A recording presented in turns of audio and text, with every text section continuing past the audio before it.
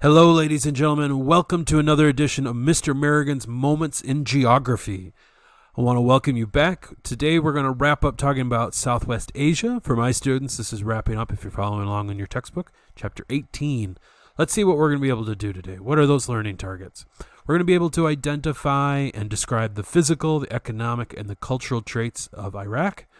We're also going to be able to identify the cultural, economic, and political traits of Iran, or Iran if you prefer. And we're also going to look at Afghanistan today. We're going to look at the physical, the economic, as well as those cultural traits.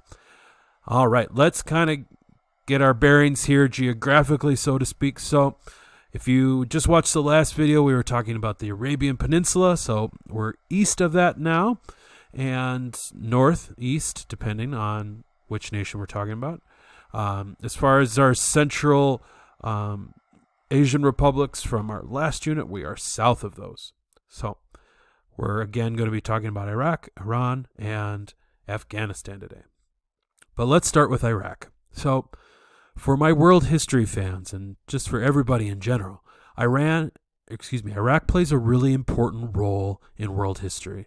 It is the first known civilization in the history of the world. And that's the region that we often refer to as Mesopotamia. And it lies right in the heart between the Tigris and the Euphrates River.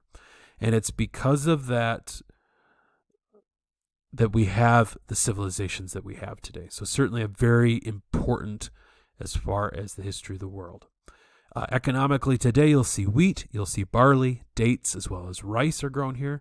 And that again is due to the alluvial plain, which is a largely flat landform created by the deposition of sediment over a long period of time. And in this case, it's by two rivers, the Tigris and the Euphrates.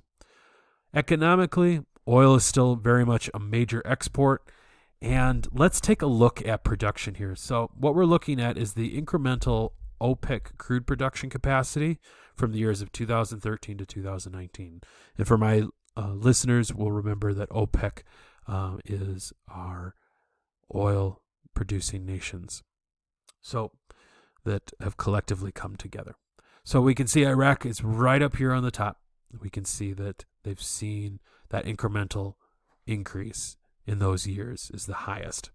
Certainly we're going to be talking about Iran today. They're certainly up on this list. We have talked about some of these other nations as well. We talked about the UAE. We've talked about Venezuela as well as Ecuador. And certainly we will get to some of these other nations. All right, so population-wise, we're talking about a pretty urban nation when we're talking about Iraq. It's about 70% urban.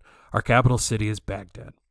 And it's important for my students and for everybody to think about, if we don't have a direct relationship or remember these events, that it's important to remember. And I do want to, especially for our international listeners, I do want to just let you know that I am coming at this largely from the perspective of the United States. And so that is one of the reasons why I have included this history as opposed to others. I do think it's important that we kind of acknowledge that relationship that the U.S. has had with Iran. And it's certainly a complex and complicated relationship. The first event I want to kind of call to mind in 1991, Operation Desert Storm began. This is referred to as the Persian Gulf War, certainly under President George H.W. Bush. And then under his son, George W. Bush, at 9 p.m. on March 19th, 2003, the campaign known as Shock and Awe began in response to suspicion of weapons of mass destruction and possible links between terrorism and then leader Saddam Hussein. So certainly a very complex relationship between Iraq and the United States, and we'll get to that relationship between the U.S. and Iran. All right, so speaking of Iran, okay, this is a nation or an area that was once known as Persia. So for world history fans, you'll certainly know that Persia, the Persian Empire, certainly in the ancient world was among some of our largest empires.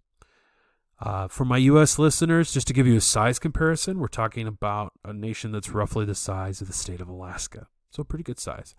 Elburz and the Zagros Mountains can be seen surrounding the plateau, as well as some deserts, and we'll take a look at those in just a moment. Economically, we're certainly looking at textiles, metal goods, certainly construction materials in there, as well as carpets. One thing that Iran is well known for is its Persian rugs. They're very highly decorative, and in some instances, they're often considered to be works of art, and oftentimes they're made by hand. Let's take a look at that physical geography real quick. So certainly here in the north, you'll see the Elburz Mountains, and in the southwest, you're going to see the Zagros Mountains, but you'll also see here certainly the Kavir Desert, as well as the Lut Desert, and you can see the plateau lies in between. As far as other economics go, agriculturally, you're going to see wheat, you'll see rice, beets, and cotton certainly are grown here. Pistachio nuts also, Iran is one of the leading producers of it.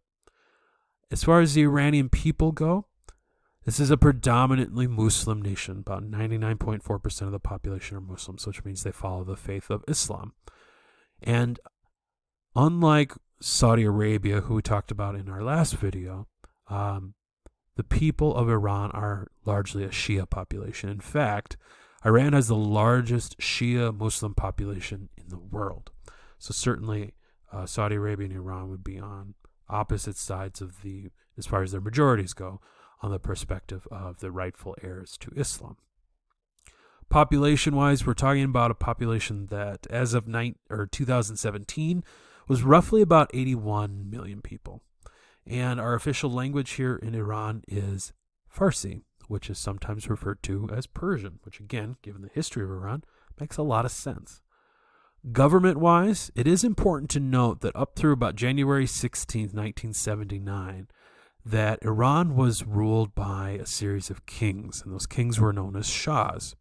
But it's in January of 1979 that we see the last Shah flee Iran, and the U.S. Embassy in Iran shut down and has not been opened since. Today, kind of like Saudi Arabia, minus the king, it is an Islamic theocracy. So we see the nation being run by religious leaders who govern based on their interpretations of the Holy Book of Islam, which is known as the Quran, and anything that's viewed as Western, so anything that's considered European or from the U.S. or from Canada, is forbidden. And this is, again, in order to maintain what they believe is their cultural identity. Shifting gears to Afghanistan. So as far as our physical geography goes here, certainly you're going to see the Hindu Kush Mountains, and within those mountains you'll see the Khyber Pass, which certainly cuts through the mountains. And this is largely what links Asia, or the rest of Asia, to Southwest Asia. And so it's certainly an important part there, and you can see on the map below that Kabul is our capital city. Population-wise in Afghanistan, we're talking about a population that's roughly about 30.5 million people, and life expectancy is somewhere around 60 years. And certainly something that will be interesting to track and see if life expectancy increases. Our two largest ethnic groups, we have the Pashtuns and the Tajiks. The Tajiks certainly makes sense because Tajikistan is one of our neighbors in Afghanistan. We have a very rural population. About 70% of the population farms, and in particular, one of the things that we'll see is the production of opium. As always, check in with the check-in quiz to make sure that you're picking up on some of those bigger ideas and making sure that you're kind of tracking with what you were learning today. As always, for my students, thank you for listening. We want to make sure that you're reaching out if you have any questions. I'm here to support you in any way possible. For my listeners, I just want to thank you for listening. And again, one of the goals of putting these out here is to hopefully, help support some geographic literacy, as well as just more cultural understanding and trying to understand each other as people. I want to thank everybody for listening today. Have a wonderful day, and we'll see you next time.